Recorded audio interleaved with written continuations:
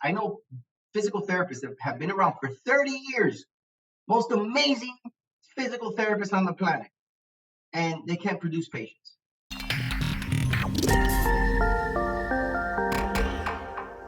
Well, hey, Andy, welcome to the show. How are you? I am doing amazing, my friend. Happy Friday. Yeah, happy Friday. I'm excited about talking primarily about building businesses and leveraging relationships to grow those businesses. But before we dive into that, tell us a little bit about yourself, who you are, what you do, and then what brought you to doing physical therapy now. Yeah, I'll tell you a little bit about the history. I'm an occupational therapist by trade. I graduated in 2003 from FIU, so FIU alumni down Awesome. here in South Florida, in Miami, and off the beginning, off the rip, I opened up my first physical therapy center, and it was very challenging to understand the systems, the processes, and nobody really gave me the formula of how to do things. Nobody said, "Here's the blueprint."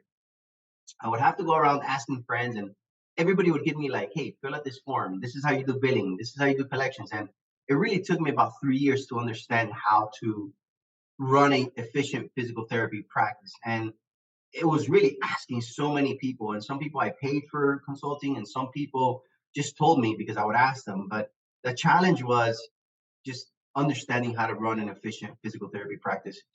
Back in 2006, I started selling physical therapy centers because I said, wow, these things are very lucrative. Like people are giving me 100,000, 80,000, 150,000 for a practice that was just a shell.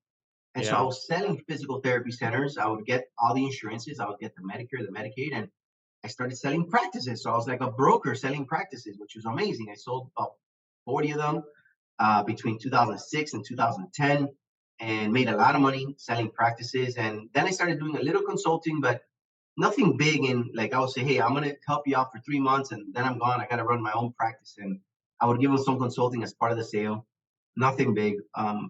About 2015, we had it all. I had everything. I had the home, the cars, the babies. I was super satisfied with my life. And I was like, what's next in my life? And that's when I decided to say, hey, you know what? Maybe I should, with what I know how to open clinics. I know how to open physical therapy centers. I'm very successful at mine. Maybe I can teach other people and still hold a piece of the entity, of the piece of the company. And maybe I can do a franchise. And I looked into some of the other franchises. At this point, there was only two of them because I was interested in joining them.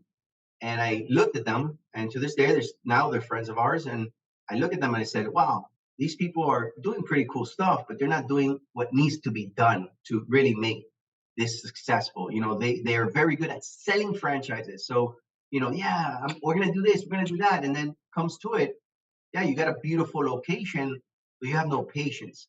So I Yeah. said, you know what, I can do something better because I know something that they don't know. And I'm gonna drop in with some content today, which is about building relationships. How do you really get the business, which is one of the pillars of running your practice. And I think in the last episode, we talked about three pillars, which are how do you perform the service?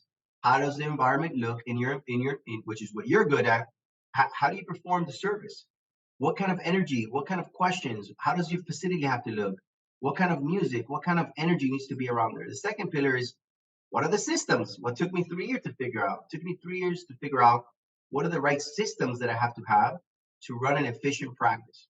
And that's what we call the systems, the protocols, the operation. And the third part is you can't survive without patience, without sales. Nobody can. So like I said in my last podcast, I know physical therapists that have been around for 30 years, most amazing physical therapists on the planet, and they can't produce patients. And why? Because they don't have the skills to develop relationships. And that's plain and simple. And I believe that every single business is built on relationships. Every single business is built on relationships. I don't care who it is. And every single relationship, think of your wife or your girlfriend when you met her. Every single relationship was built on one thing, and that's called an experience. First, you invited her to coffee. Then you said, let's go to dinner. Then let's go to a movie. Then let's go on vacation, right? Just how things happen. Then you just go more experiences and they become very solidified. So your relationship with your wife or your girlfriend become very, very strong. And that's how this whole thing got. I said, I can teach this much better than any other franchise.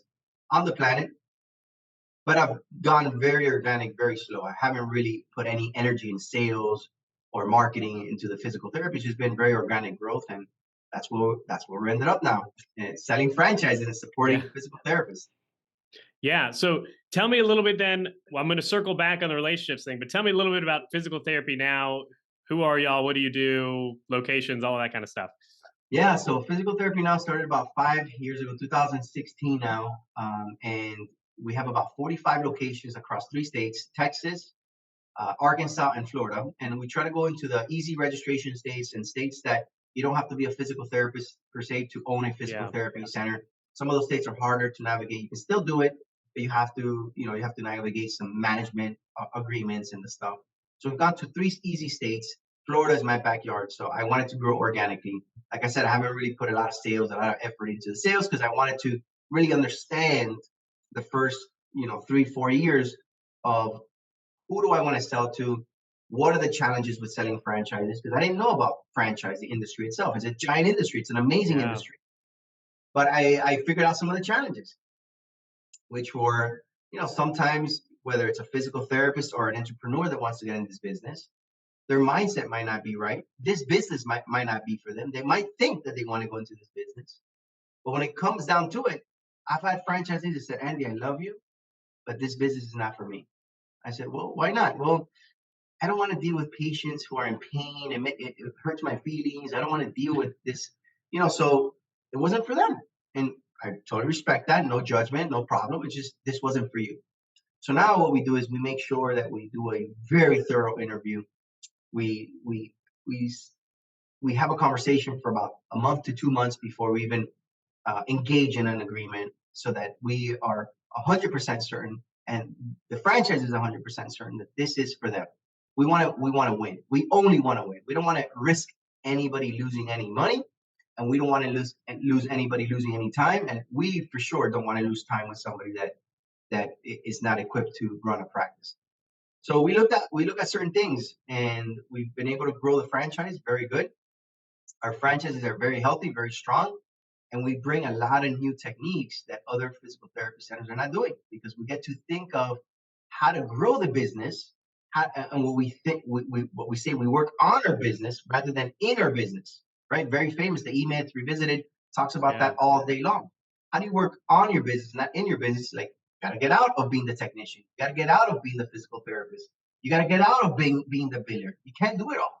If you do, I promise you, if you're doing the billing, the physical therapy, the scheduling, you're worried about the supplies, you're not going to grow. You're going to do one, two, you're going to get overwhelmed, and you're going to give up at 2 or 3 clinics, maybe even one clinic. So how do you get out of that? That's what we teach. We teach how to get out of that whirlwind, how to get out of the technician physical therapy role. You can still be a physical therapist and practice when you want, but you don't have to be a slave to the practice. And that's what we teach in physical therapy now. And that's where, we have a lot of back end support. We have accounting support. We have marketing support. We have billing collection support. We created our own EMR system so that we can manage data and do things faster, and we can change on the whim. I can, today I did like 3 different updates to my software, things that are huge. So we have our own engineers, we have our own people that Nice. create software for us. And so that's why we're able to grow so fast. And now that I have the data component, now my franchise is going to go even faster. Yeah. Yeah. Healthcare analytics and data, it's the future for sure. It's awesome. Yeah. I think it's so important what you just said. I love the E-Myth. I think it's probably one of my favorite business books to date. I think I talk to so many physical therapists or occupational therapists that get out there and they start a clinic, and it's exactly like they describe in the book. They have like this just a freak out if one day at work, like, I can do this better. I need to be doing this better. And they go start their own clinic and they don't really realize everything that goes into it, right? The marketing, the payroll, the people need to get paid no matter what, and all the things that are not in the clinic treating. And that's really what they want to do, right? Yeah. So the Yeah, importance of or, being able to or, pull or yourself growing out. your business, or Yeah. growing your business. Like, I have a friend who he's one of the most amazing, I would say probably the best physical therapist in Miami. It doesn't work for me. This guy's amazing. And I see him working so hard. And he has a very good reputation. And everybody, all the Major League Baseball players from here go to him. And all the high profile cases go to him. And his ego gets filled every single time he gets a celebrity in there. and it's amazing. It's great. But you have no time, and you're not growing. You're getting a physical therapy business. Yeah, that's great. And if that's what you want, that's okay. There's no judgment. But if you want to grow a brand, if you want to really make money with and have all the time that you want, you can't be in there doing everything. Just Yeah. plain and simple. You just can't. Yeah, I think that's important too, like understanding what you want. I was talking to somebody yesterday and he was like, I don't know if I want to, grow to another clinic or this, that, and the other. And I basically told him, I said, listen, like there's nothing wrong if what you want to do. My grandfather is a vascular surgeon in Miami and then Ohio. Like there, all he wanted was a place to see patients and to do his craft, right? And when he was ready to retire, he just basically let the lease go, closed up everything, and walked away. Like he had no intention of building this thing and selling it. And that's one way of handling business, and that's totally fine. And then there's the other way, like you said, where if you want to scale, if you want to, increase that profit, build your footprint, that requires a totally different mindset than this is my craft and I'm just going to do this as a job basically until I retire versus this is a business that I'm building and I'm going to add value to and eventually, realize some of that value down the line, right? Yeah, an exit. Maybe it's an exit. Maybe I want Yeah. 2, 3, 4, $10 million, and maybe that's my goal, so I can buy the house, buy the boat, buy the commercial properties, whatever you want. But whatever it is that your goal, you have to understand it as quick as possible so that we can help you get there. And that's what we talk at the beginning. It's like, what is your why? What do you want to do in your life? If everything was perfect, what would you do with your time? And so you're trading time for money. You're always trading time for money. Yeah. If I want less money, I put in more time. If I want more time, I gotta make less money at the beginning just to make more money at the end. So it's always a um an exchange between time and money. Yeah. All right. Well, tell me a little bit then. Let's dive right in. Building relationships or building businesses through relationships. So you take a different approach to marketing than many. I think so. I work a little bit with folks on marketing, and everybody that I talk to says, I need to I need the newest ads that are working on Facebook or Instagram. I need to see, which landing pages are converting better. How do I get Google optimized? Not that that's all bad, but that's where all the focus is, right? They want the Yeah. new gadget, the new gizmo, the new thing that they can just sign up for and the patients are going to flood in. And that's not necessarily how it works, right? No, no, no, no. No, hey, listen, I very good friends of mine are doing these AdWords stuff. So Yeah. very important. I don't want to badmouth AdWords, Google, Oh yeah. Facebook, Instagram, Twitter, whatever you want to advertise. I have a small campaign, tiny campaign. I do it just to like dabble in it and learn more and kind of test the market. But I probably 1% of my effort goes there. And like I was saying, all business. If you remember this quote, this alone is $1 million tip. All business is built on relationships. All relationships are built on shared experiences or experiences. So the trick is, how do you build relationships? And there's a whole scientific mathematical formula that I have on how to build relationships. It's literally scientific. 1 + 1 = 2. It'll take me 4 or 5 hours just to lay it for you, and to get you to do it, it'll take me a little bit more to push you to do it. But I will give you some of the mathematical equations here. Okay. So first thing is, how do you build a relationship? First, you gotta have a conversation. And in that conversation, there has to be an exchange of words where your energy has to be right, your body language has to be right, your tonality has to be right, your most important, your questions. Because if you make Yeah. this conversation when you're meeting somebody about you and about your practice, I promise you this, Or I've been what you to want to get from them, right? or what you want to You get. gonna I don't send me even some ask them patients? for business. I don't even ask them for business, and they send me business. And here's the difference. The other day, I went into one of the hugest clinics. One of my marketers says, "Hey, I landed this $1 billion deal. This guy has a $1 billion organization, and can you come in and just help me on this one?" This was a really big deal for him. I said, "You know what? I'll go." And I sit down and I say, "Hey, first of all, incredible organization you built. Thank you so much for giving me 15 minutes." And this was a 15-minute meeting. This was the CEO of a $1 billion organization. He comes and he says, "Oh, thank you so much. No problem." I said, "Listen, I know your time is valuable." I drop in with some acknowledgement and gratitude. And then I said, "Can I just ask you a few questions?" $1 billion industry, 50 years. How'd you do that? And guess what the guy did? Started talking. Zero physical therapy, zero Yeah. about me. And I just kept asking him questions about himself. And there's a whole formula about this, but this is what I'm going to tell you guys. Don't make it about you. Make it about the other person who you're talking to, and Yeah. let them talk because they want to share their story. They want to feel that pride. They want to feel important. And if you do that, that 15-minute meeting went on for 2 hours. Yeah. And then he said, "What do you do?" And I said, "Oh, thanks for asking."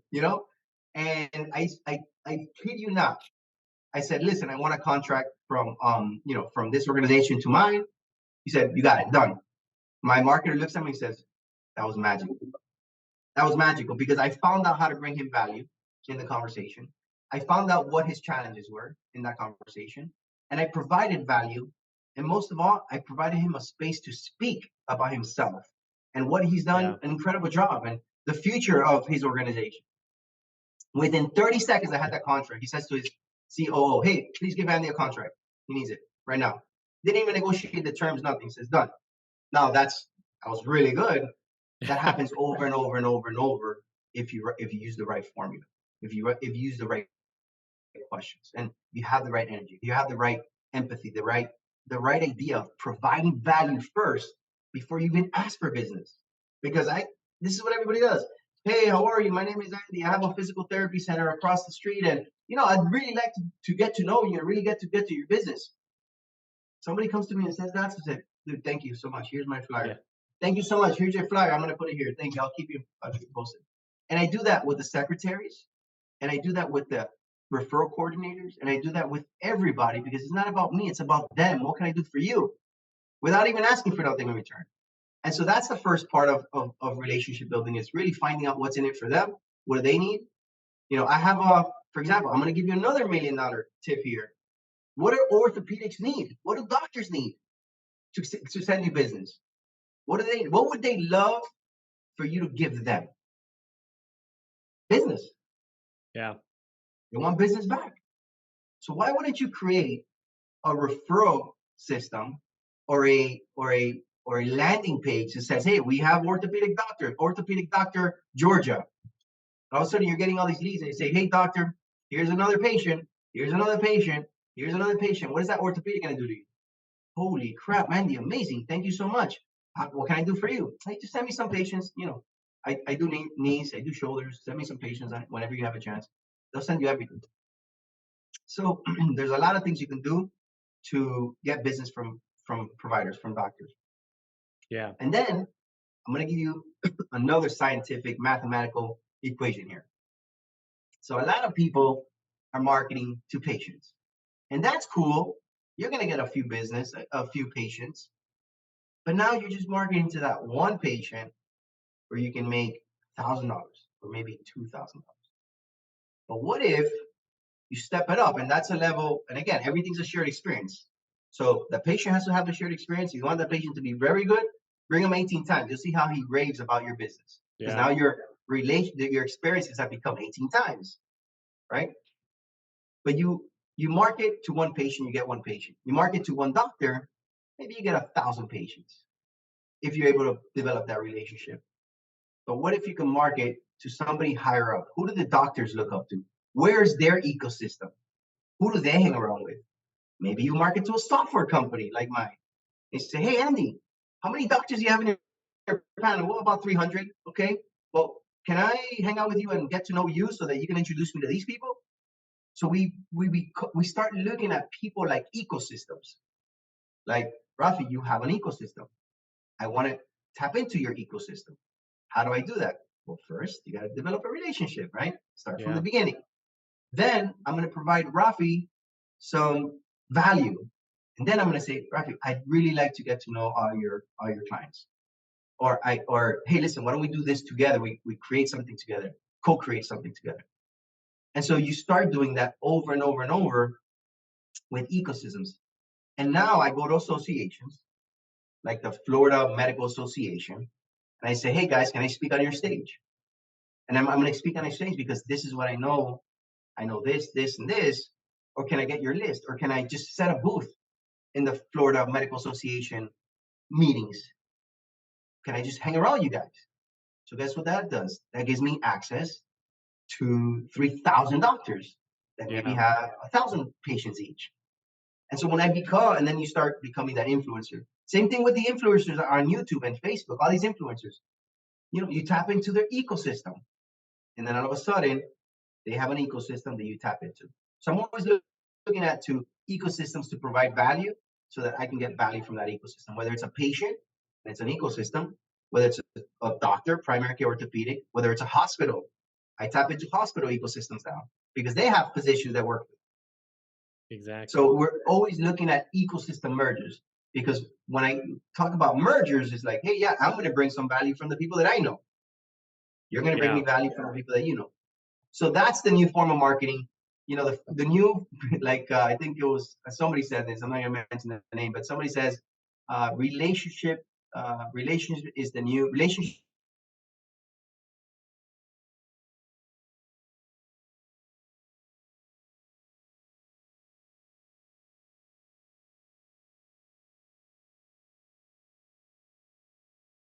You there, Andy?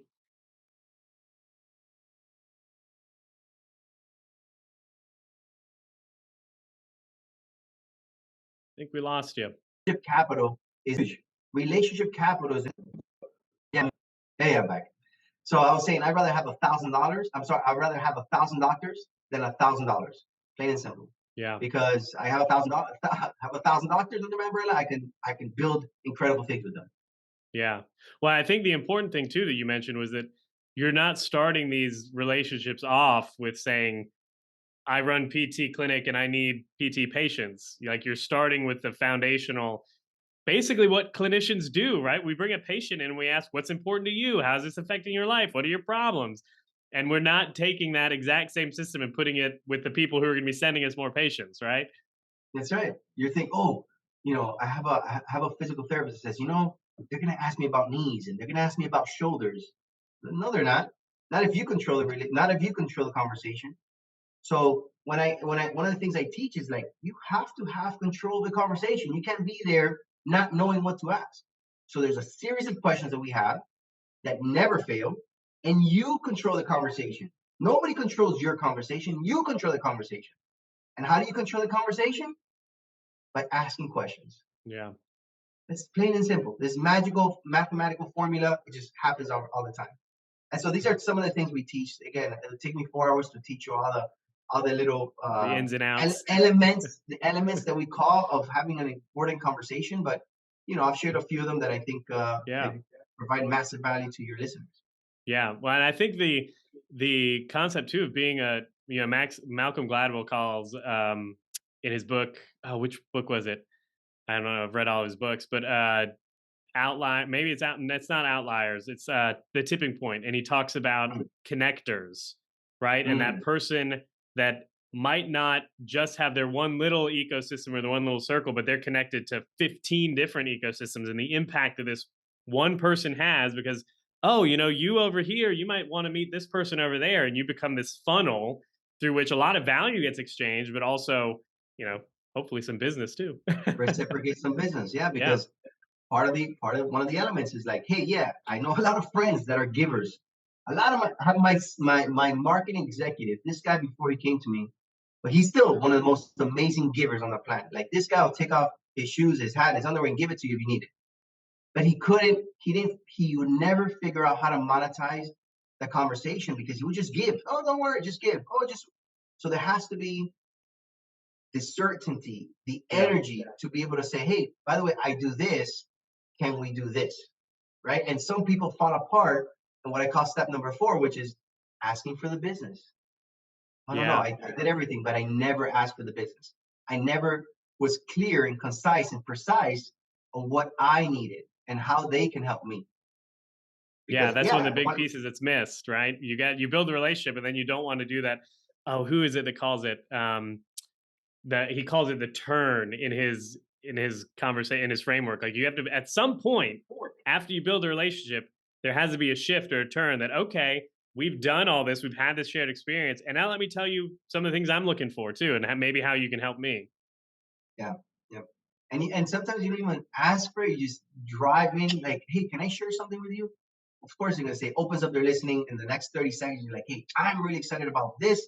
Here's where I'm going. Be like, hey, I think I can help you. And you don't Yeah, even ask for the business. You share your vision, you share your dreams, you share your energy with them, and they'll help you. It just, you have to have the right energy in mind. yeah, awesome. Well, we're getting near the top here. I always end with this, and you already shared a whole lot of value. But if you wanted like one or two points for a listener to take from this episode and walk away with, Okay. what would they be? Get out of the technician role. Get Uh, out of the day to day. If you're doing billing, if you're doing scheduling, if you're picking up patients, if you're doing the therapy, if you're doing the notes, you're doing too much. And if that's what you want to do and have a salary or have a one practice, that's okay, no judgment. But if not, um, give that to somebody else to do and start working on your business. Have some executive decision time where you're sitting down and you're thinking and you're planning out your day and you're saying, I'm not going to do this no more. Who else can I do? Who else can I do? I have a VA company out of Colombia that I created. Now it's in Medellin. That's where I'm from. And I have 30 people working for me out of the country that I said, you know what? They can do this. They don't need to be here for this. Oh, you know what? They can do eligibility from there. Oh, you know what? They can do authorizations from there. I'm not going to do this anymore internally. You know what? It's better price if they do answering the phones over there. It's too expensive in the US. Like I cut my costs down incredibly by using my team over there. So again, if any of your listeners want to use my team, yeah, I'll be more than happy to present them to you. I have a lot of physical therapy centers using them. yeah. That's But we number just one, did an episode on virtual assistants and leveraging them incredible, in practices. It's awesome. incredible. So first thing, get out of the technician room.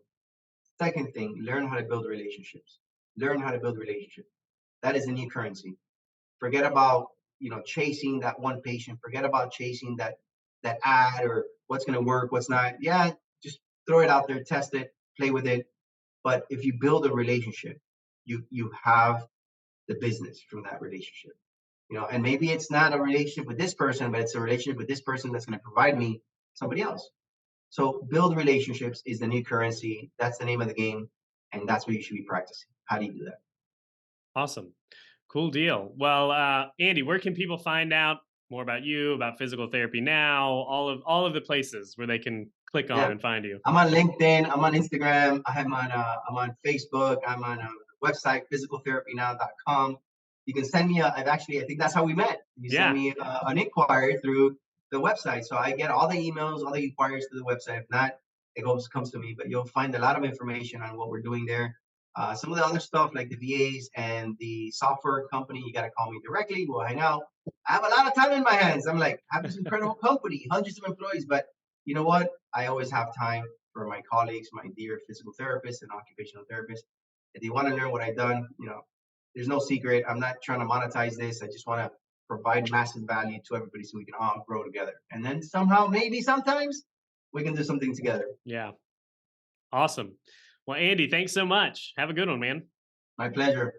Talk to you soon.